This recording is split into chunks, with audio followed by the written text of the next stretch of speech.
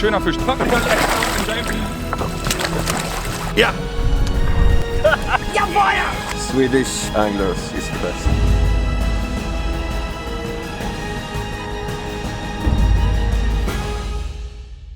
Der YouTube Predator Cup 2018 wird präsentiert von Duo Germany, Angel Joe und Bass Brigade. Ricardo Stüttem vom YouTube-Kanal Fish and Clips fing im Achtelfinale einen schönen 73er Hecht, der ihm den Sieg über Micha Reiter von Rock the Fish einbrachte. Sein Selbstvertrauen wird durch das Weiterkommen sicher gestiegen sein und das ist heute sicher nicht ganz unwichtig. Denn im heutigen Viertelfinale muss er gegen Dustin Schöne von Barschalarm TV antreten, der laut einer Zuschauerumfrage vor den Achtelfinals der Top-Favorit auf den Titel ist. Dem WPC-Gewinner von 2017 reichte in seinem ersten Match gegen den Big L Fishing Channel ebenfalls ein Fisch zum Weiterkommen. Schauen wir mal, ob heute wieder ein goldener Treffer die Partie entscheiden wird. Eine neue Folge vom YouTube Predator Cup, heute Viertelfinale und an meiner Seite Dustin Schöne. Hallo. Und Ricardo Stüten. Stüten war richtig. Stütem, entschuldige. Also, wir sind wie auf dem Haringslied und das ist ja dein Hausgewässer, deswegen gibst du die ersten 3 Stunden vor. Hausgewässer ist übertrieben, Ja. ich angel jetzt 2-mal im Jahr. Aber du hast es ausgewählt, deswegen machst du die ersten 3 Stunden. So, und wir hoffen, heute Hecht, Zander, Barsch zu sehen. Auch wenn es richtig heiß wird, aber... Ich hoffe natürlich auch, dass wir Hecht, Zander und Barsch sehen. Am liebsten bei mir. Wir werden Nein. sehen, würde ich sagen. Nein. Würde ich sagen, mach mal's kurz und wir fahren direkt die Spots an. Aber nicht Faires so Match. schnell, ne? Viel Erfolg. Dir auch.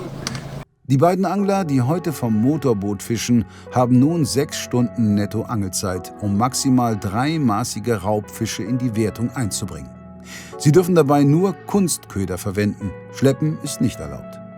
Die Länge eines Barsches in Zentimeter wird mit einem Faktor von 2,4 multipliziert. Bei Zandern ist der Faktor 1,3 und bei Hechten 1.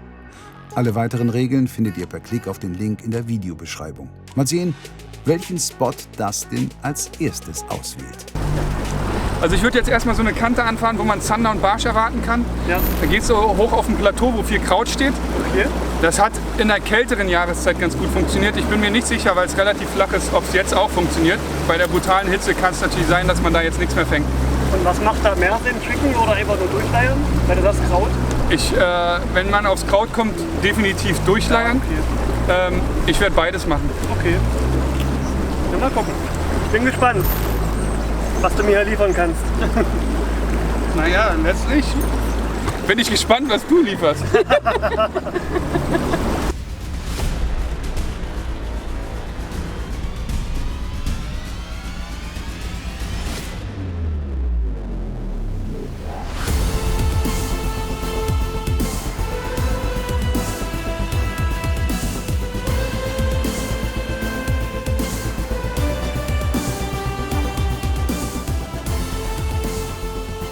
Dustin, hast du dir ein bisschen was überlegt für heute? Oder angelst du einfach nur blau durch? Ich war ja lange nicht hier und so richtig viel überlegt habe ich mir nicht, um ehrlich zu sein. Ich fische das, was ich am liebsten fische. Ein bisschen kleiner, um alles zu fangen, ne? Um Hecht, Barsch und Zander gleichzeitig fangen zu können. Normalerweise würde ich sonst hier ein bisschen größer fischen. Okay. Aber jetzt bin ich so auf 12 cm gegangen, das ist so eine gute Allround-Größe. Und ich werde beides probieren. Ich werde jiggen und ich werde ein bisschen leiern im Flachen. Und ich habe gehört, die beißen jetzt ein bisschen tiefer, aber irgendwie wehre ich mich dagegen, tief zu angeln. Deswegen probiere ich es auf jeden Fall erstmal flach. Das heißt also, du hast jetzt erstmal Spots, suchst die Spots aus, so Plateaus unter Wasser, die bis auf 2 Meter hoch gehen, oder? Flacher. So, Okay. Ich würde sagen, bis 80 cm werde ich angeln. Aber Da jetzt, vermutest du den Fisch bei dieser Hitze und dieser... ich habe bei meinen größten Zander hier Ja, 95 cm auf 1 Meter gefangen bei bestimmt 35 Grad praller Sonne um 14 Uhr. okay. Also scheint ab und zu mal zu Okay, funktionieren. dann bin ich mal gespannt. Also, dann hau rein. Wie schätzt du deinen Gegner ein? Letzte Frage. Ich kenne ihn nicht, deswegen, ich habe ihn noch nicht angeln sehen. Das, was er mitgebracht hat, seine Köder, seine Routen, sieht professionell aus. Und Ja, wir fischen am gleichen Spot, deswegen glaube ich, ist es sehr gefährlich. Okay. Oder ist er sehr gefährlich. Und er hat schon den ersten Biss gehabt gerade. Ricardo, dein erster Biss ist Kraut. Bedeutet jetzt für mich, Dass du Biss von Kraut nicht erkennen kannst. doch, schon. So, deine Taktik für heute. Du kennst dich hier gar nicht aus, das ist das erste Mal für dich. Meine Taktik, ich mache das, was Dustin macht. Nein, Dustin fährt ja jetzt die ersten 3 Stunden die Spots an und er meint, hier ist es schön flach, hat er ja nur gerade erzählt. Krautreich ist es auf jeden Fall, Barsch, Zander können wir hier erwarten. Ich bin jetzt natürlich auch auf 12 cm gegangen, habe jetzt hier Motoröl gewählt. Aus einfachem Grund, weil das Wetter natürlich super mitspielt für Motoröl. Wie schätzt du deinen Gegner heute ein? Den Ja, Dustin. ja, Dustin halt, ne? Dustin Schöne. Was soll man da anderes zu sagen, ne? Macht dir WPC, sein Boot ein bisschen Angst? das Boot macht mir in der Sache Angst bei dem Wasser. Was sind wir vorhin gefahren? 180? 95, na, knappe 100. Macht man schon, wenn man das erste Mal macht, man kriegt ein bisschen Muffensausen. Ich habe ja hier 2 Griffe. Ich habe die Babs neben mir sitzen, kann mich da auch dran festhalten. Nee. Da, mir wirst du dich nicht festhalten. Nee, auf Also, jeden okay. Fall werde ich jetzt auch gleich mal ein Spinnerbait probieren wahrscheinlich. Ja.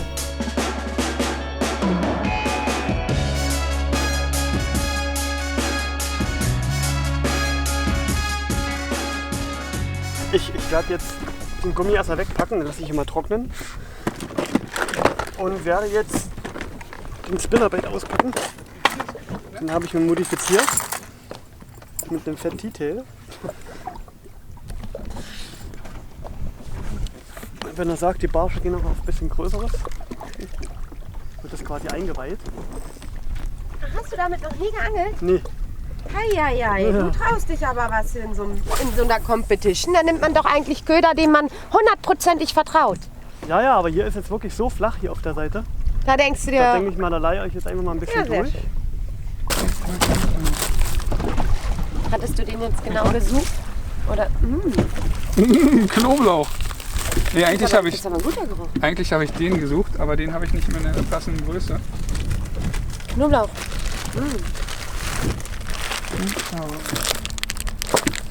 Guck mal, der ist echt aufmerksam. Man geht da auch die Größe, die schwere Route. Ja, aber der Ricardo will ja auch nicht verlieren.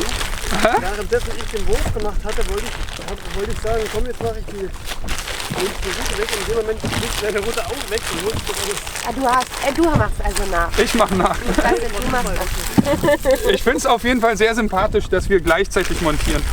Muss Wird ich aber nicht sagen. von der Angelzeit abgezogen. Nee, ich weiß, aber so ist zumindest. Wer schneller fertig ist. Ja, aber was ist los? Wenn du vorhin hast, ist hier steht dann doch mal ein Hecht. Hier stehen große Hechte. Hannes hat auf der anderen Seite 1,19 Meter gefangen. 19, ne? Ist doch Also habt ihr gehört, wir sind hier an dem Platz der Riesenhechte. Ich hoffe, ihr zieht so einen auch mal raus gleich hier. Sonst bis jetzt ist alles noch fischleer. Du kennst das doch mit den Anglern. Hier gibt's immer, die erzählen immer mehr als eigentlich so da Augen ist. haben die, ja.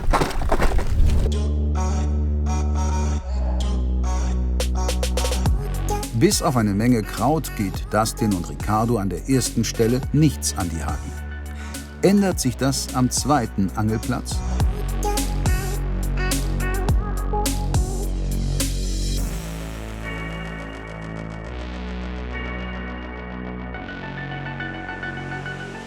Ist kein großer?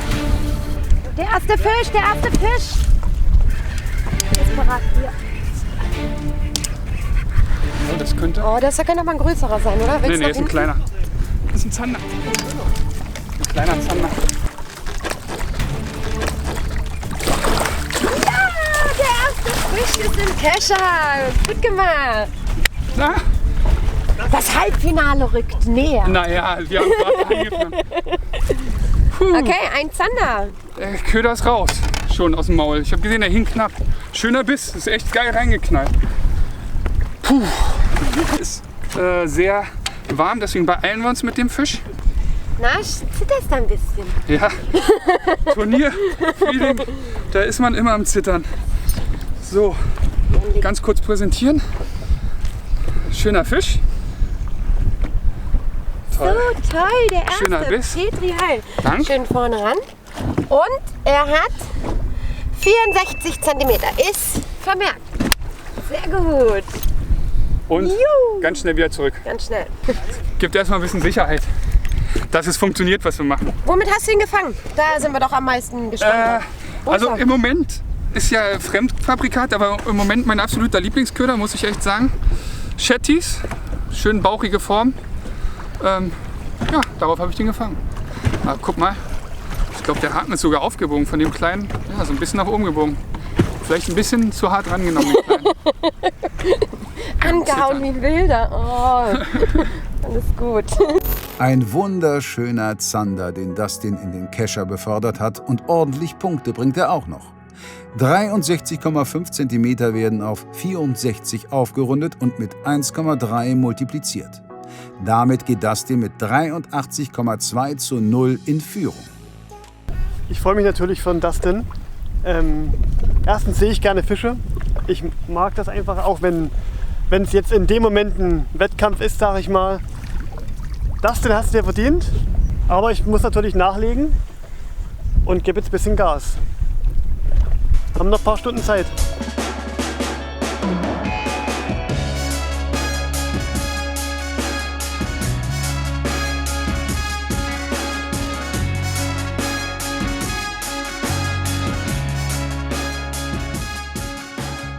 Es gab einen Einschlag, der hing leider nicht. Das war auf jeden Fall Zander und der hat auf den Kopf gebissen natürlich, wie es der Zander so üblich macht. Das ärgert mich natürlich, weil ich glaube, der war einen Ticken größer als der von Dustin und der hätte mich natürlich in Führung gebracht. Jetzt muss ich ein bisschen mich ranhalten. Jetzt werden wir gleich Spot wechseln. Dustin hat Spotwechsel angekündigt. Mal schauen, wo er uns dahin leitet. Der Bilgenstöppel hat sich ein bisschen gelöst. Und der muss jetzt natürlich festgezogen werden, weil sonst machen wir gluck, gluck, gluck, gluck, gluck. Nee, der ist nicht aufgelöst, der ist drin, nur schief drin. Ah. Sonst wären wir auch schon längst abgesoffen. Für die Leute, die nicht wissen, was ein Bilgenstöppel ist, das ist im Prinzip ein kleiner Stöppel, der hinten ins Boot kommt, dass falls das mal, wenn das Boot draußen steht, nimmt man den raus, das ganze Wasser läuft dann raus. Und wenn du den aber vergisst, wenn du in das Boot zu Wasser lässt, ja, dann zieht sich nach und nach immer mehr Wasser rein. Schön hier. Ja. Und das ist jetzt halt passiert. Das Boot erstmal leer gemacht werden.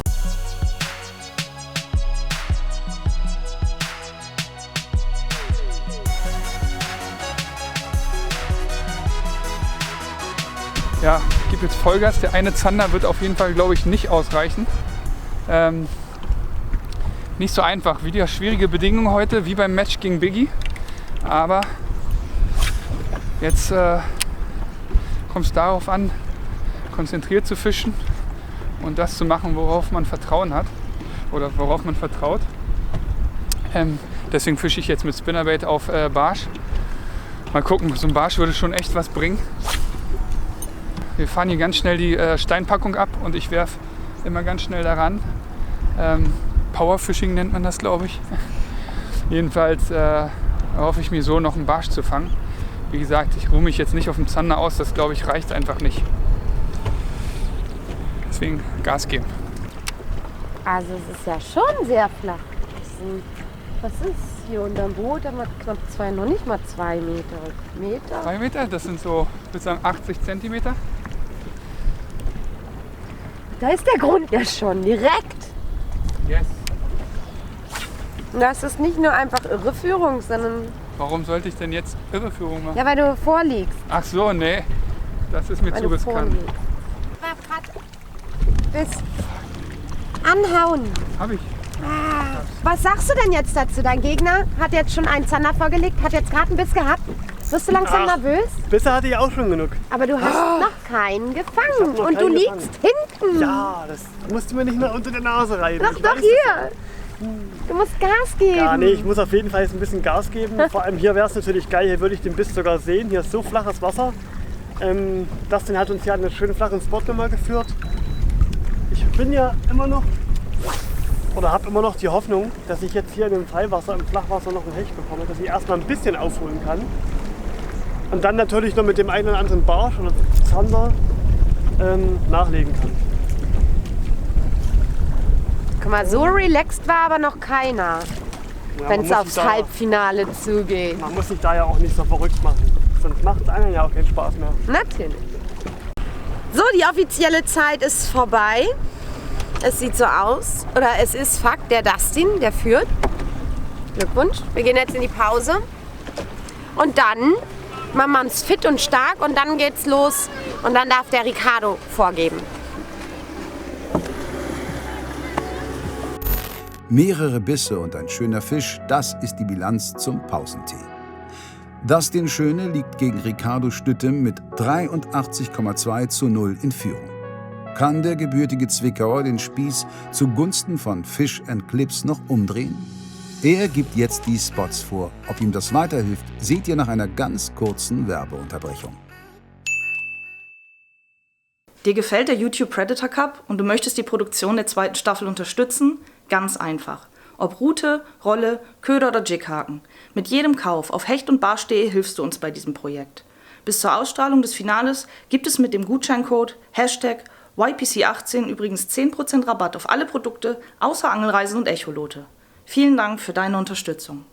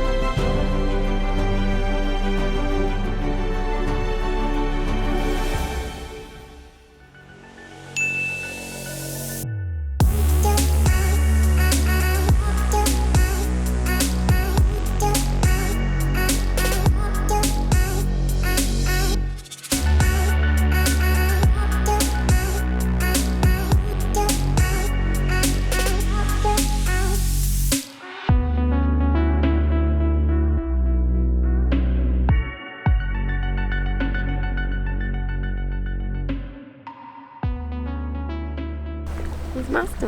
Ja, ich. Mit Öl einschmieren, Genau. damit er besser durchs Wasser läuft.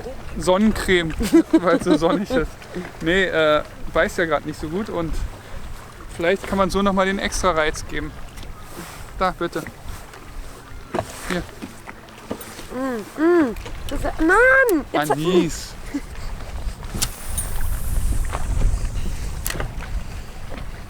habe ich es die ganze Zeit in der Nase, ey. Ist doch Ja, doof. das war doch aber der Das Plan. ist doch echt voll gemein von dir. Das war der Plan, Du hast mir das Alter. hier abgeschmiert. Weg ist er! Nein! Boah, an der Oberfläche warm. Weiß ich nicht. Was passiert? Was passiert? Du hattest gerade eine Attacke. Nee, der hing auch. Ich hatte einen Fisch drauf. Leider verloren wieder. Schade. Habe ich mich natürlich jetzt sehr geärgert, weil wichtige Punkte verloren. Fuck.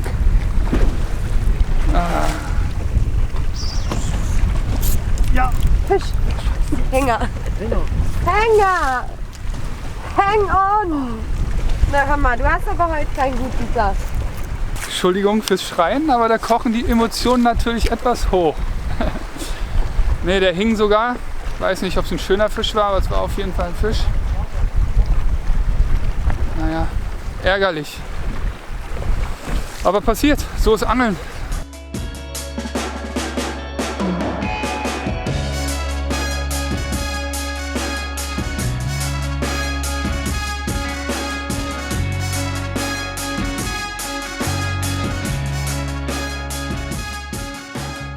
Ja, wir sind hier gerade zum Spot gekommen, wo wir den Zander gefangen haben. Und da sieht man, dass die Steine jetzt dann doch viel freier liegen. Das heißt, wir haben Niedrigwasser.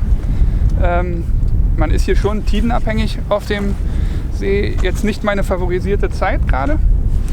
Aber Fisch kann immer beißen. Nachher, wenn es wieder aufläuft, ist besser. Aber deswegen machen wir jetzt keine Pause, sondern angeln weiter. Ich muss nachlegen, unbedingt. Dieser eine Zander, glaube ich, wird nicht ausreichen bis zum Ende. Deshalb Vollgas geben und noch einen Fisch fangen. Das ist das Ziel.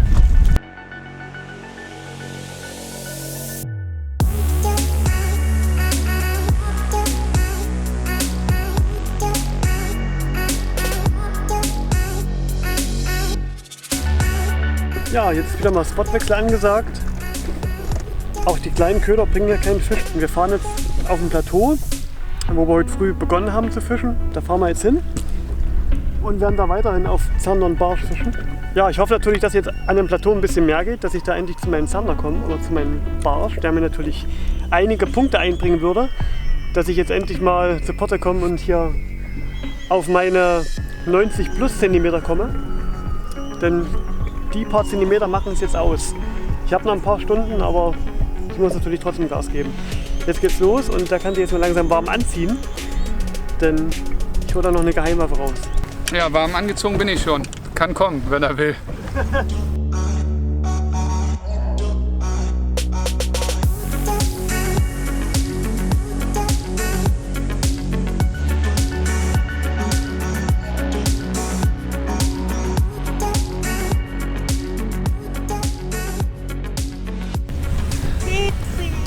Der hat den Mund ein bisschen voll genommen. Aber süß ist er, muss man echt sagen, wie schön die Fische sind, ne? Boah, ist der süß. So, wir sind jetzt den nächsten Spot angefahren, das ist hier die Brücke. Und plötzlich, sorry, die LKWs rasen hier rüber, und plötzlich gibt es so ein bisschen was wie Konkurrenzkampf hier. Der Lastin ist direkt aufgestanden, hat den beiseite geschubst, weil ein Fisch auf dem Grund lag. Ich glaube, jetzt geht es um die Wurst. Die haben nur noch 1,5 Stunden, meine Herren. 1,5 Stunden, um das Turnier für sich zu gewinnen. Kommt Stress auf? Immer. Sowas ist immer Stress. Klar, also wer hier mitmacht und sagt, er will nicht gewinnen, der erzählt, glaube ich, Mist. Ich meine, deswegen ist man immer so leicht angespannt, gerade an so Tagen, wo es nicht gut beißt. Ist halt schwierig, ne? Dann hinterfragt man die Taktik, probiert viel und ja, so richtig zur Ruhe kommt man auf jeden Fall nicht. Ich werde langsam ein bisschen nervös, definitiv, und ich muss jetzt irgendwie meine Taktik ändern. Ich habe jetzt ja auch die ganze Zeit versucht, auf Zander und Barsch zu fischen. Ich werde jetzt wieder auf Hecht gehen, weil ich glaube, dass da die Chance etwas größer ist, da was zu fangen. Und ja, versuche es jetzt einfach mal. Ich weiß nur noch nicht mit was. Mit Twister oder mit einem Gummi. Auf jeden Fall werde ich jetzt, wie gesagt, die Taktik auffahren und vielleicht kommt ja ein kleiner Hecht oder ein etwas größerer Hecht, dass ich ein bisschen aufholen kann. Und dann eventuell noch ein Barsch. Aber das werden wir gleich sehen. Die Sonne steht nun tiefer und die Zeit tickt. Ricardo braucht mindestens einen Fisch, um die Chance auf das Halbfinale zu wahren.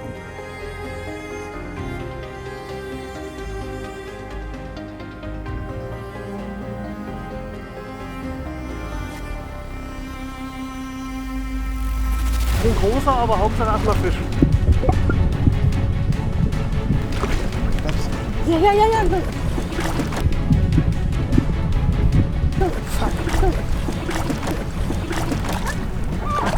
Scheiße! Hammer! Ja! Was für ein Piep! Was ist los? Warum hast du den verloren? Weil der dreimal gebissen hat und immer noch nicht richtig gebissen hat. Aber ich wusste es, weil die gerne an so Enden doch nochmal stehen. Oh. Komm mal, Ricardo, wenn du jetzt keinen Fisch fängst, dann fliegst du raus. Ist das so? Muss ich Ja. wieder nach Hause fahren? Ja. Willst du das? Aber wer sagt denn, dass ich keinen Fisch mehr fange? Natürlich fange ich noch einen Fisch. Na dann hau rein. Du, Zeig uns mal, wie du angeln kannst. hab ich doch gezeigt. Aber gut, hier steht bestimmt noch der ein oder andere Hecht. Den schnapp ich mir. Oder ich. Oder was ist genau? Der Dustin hat sich ja jetzt hier geschickt vor dich hingestellt. Ja, Nö. dann gehe ich einfach wieder rüber. Geh hin, Also- wo du willst. Man merkt schon, dass jetzt ein bisschen der Biss reinkommt. Na muss. Was für ein Pech für Ricardo. Kurz vor dem Boot kann der Hecht den Köder abschütteln. Doch gleichzeitig zeigt solch ein Kontakt natürlich auch, dass der eine wichtige Fisch durchaus noch möglich ist. Guck mal, langsam werden die schon hektisch. Das merkt man. Also beide wollen jetzt tatsächlich endlich Fisch fangen und vorlegen und gewinnen vor allen Dingen. Man merkt es schon, das ist ein bisschen hektisch jetzt.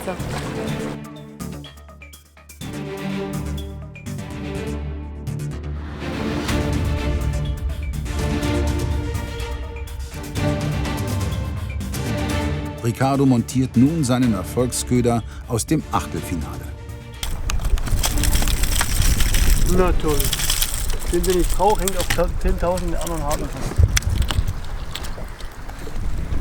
Ja, ich werde jetzt hier, da es ja so flach ist, mit dem flach laufenden Köder hier fischen. Der läuft wirklich extrem flach und sehr verführerisch. Und da hoffe ich jetzt immerhin 95er oder Meterhecht zu fangen. Ja, der Angeltag neigt sich dem Ende zu. Aber genau das ist jetzt auch echt die beste Zeit. Tagsüber, es ist halt immer schleppend. Und gerade wenn das Wasser abzieht, also wir sind ja hier gezeitenabhängig, wir haben ein bisschen Hochwasser und Tief und alles. Ja, jetzt strömt es halt wieder rein. Ich hoffe so sehr, dass irgendwie noch was kommt für euch, weißt du, damit da ein bisschen mehr Fisch-Action hier haben. Ansonsten, ja, es ist halt Angeln, ne? Kannst du nicht beeinflussen. Wir angeln fleißig und sind wirklich gut mit dabei, ziehen verschiedene Köder durch, verschiedene Stellen. Wir fahren hier echt viel rum und probieren ganz viel verschiedene Sachen aus. Also die geben wirklich alles für euch. Ja, ich versuche hier auf den letzten Metern jetzt noch einen Barsch rauszuzimmern. Ricardo wollte einen Spot, der Steine hat und Kraut. Beides hier. Hier gibt es auf jeden Fall Hecht und Barsch. Ich habe hier schon ganz gut gefangen. Aber ja, heute ist irgendwie verhext. Also ganz spitz beißen die Fische. Wir hatten schon relativ viele Fehlbisse. Ja, deswegen hoffe ich, dass jetzt einer noch mal hängen bleibt. Am liebsten bei mir. Sag uns doch nochmal, ne, du hättest ja vielleicht die Fische fangen können, hättest einen Stinger draufgepackt. Warum magst du das nicht mit Stingern? Na, vor allem bei so kleinen Ködern habe ich immer, also der erste Grund ist, dass ich Angst habe, die Fische zu verangeln mit einem Stinger. Mit einem Einzelhaken geht das dann doch immer besser. Und ich hatte bis jetzt wirklich immer ganz gute Erfahrungen damit gemacht, mit Einzelhaken zu fischen. Ja. Heute hätte ich mal besser einen Stinger drauf gemacht. Naja, das ist der erste Grund. Und der zweite Grund, wenn man hier so flach im Kraut fischt, mache ich es ganz gerne, dass ich, wenn ich im Kraut bin, den Köder freischlage vom Kraut und dann kriege ich oft Bisse. Das geht natürlich nicht, wenn man einen Stinger dran hat. Das ist der zweite Grund.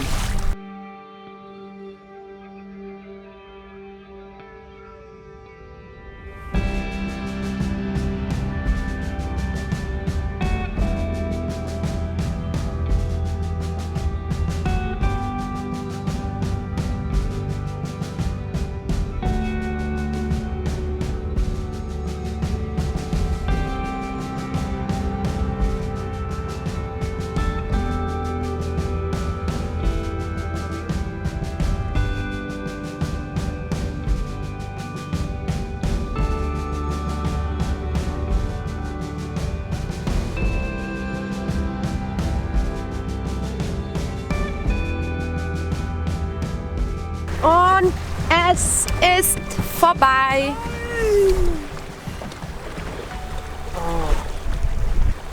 Mir fällt ein Stein vom Herzen. Dass du es gepackt hast mit deinem einen Zander. Ja. Bist du jetzt noch glücklicher über den Zander? Ich bin immer glücklich über Zander, aber das war ein echt hartes Match. Das war echt. Wie bei Biggie. Ja. Ein Fisch hat entschieden. Heute hatten wir ein bisschen mehr Chancen als beim letzten Mal, aber ey, hartes Ding. Du hast es geschafft! Der Angeltag ist vorbei und wir haben einen glücklichen Sieger. Dustin! Ja. Halbfinale, herzlichen Glückwunsch. Gut Danke gemacht. dir. Ja, ich mit freu mich. einem Zander. 64 Ja. ist schon lange her. 64 hat er, wie im Duell gegen Biggie. Ein Fisch hat gereicht. War brutal zäh heute, aber Wir haben es auch trotzdem, hat trotzdem auf jeden Fall Spaß ein bisschen gemacht. gerockt, ne? Ja. Leider wenig Fische im Boot oder ein Fisch im Boot. Ja. Noch 2 Fische verloren. Also ich hätte mir auch wirklich mehr erhofft, mehr gewünscht, mehr Fisch. Man kommt so selten ans Wasser, aber so ist es manchmal. Haben sehr spitz gebissen. Ja. Du hast einen im Drill verloren, ich habe einen im Drill verloren. Ja. Wir mussten beide einstecken, was Genau. angeht. Ich bin natürlich mega happy, dass ich weiter bin. Ja, Ja, das glaube ich. So, falls euch die Jungs gefallen hat oder falls ihr noch mehr von den Jungs sehen, Dustin könnt ihr auf Barschalarm TV eure Clips oder deine Clips anschauen. Na, da findest du ein bisschen mehr. Genau. Und bei dir ist es Fischen Clips. Genau so ist es. Alles klar. So, wenn dir das Video gefallen hat, na klar, Daumen hoch und einen Kommentar in die Kommentarleiste. Ansonsten sehen wir uns ganz bald wieder. Im Halbfinale. Yay! Es wird immer spannender. Wir sehen uns beim Angeln so nochmal zusammen. Definitiv. Ja. 83,2:0. In der zweiten Hälfte kann keiner der beiden Angler einen Fisch landen. Somit scheidet Ricardo aus dem Turnier aus und Dustin zieht mit Barschalarm TV ins Halbfinale ein. Dort trifft er entweder auf Oberflächenass Bene Götzfried von Topwater Productions oder auf den österreichischen Die Ventura-Bezwinger Johannes Höfner von JH Fishing, die im 4. Viertelfinale vom Ufer aus gegeneinander antreten. In der nächsten Sendung seht ihr aber zunächst die Megapartie zwischen Dietmar Isayasch von Quantum Fishing Europe und Tobias Ekwall von Kanal Gratis.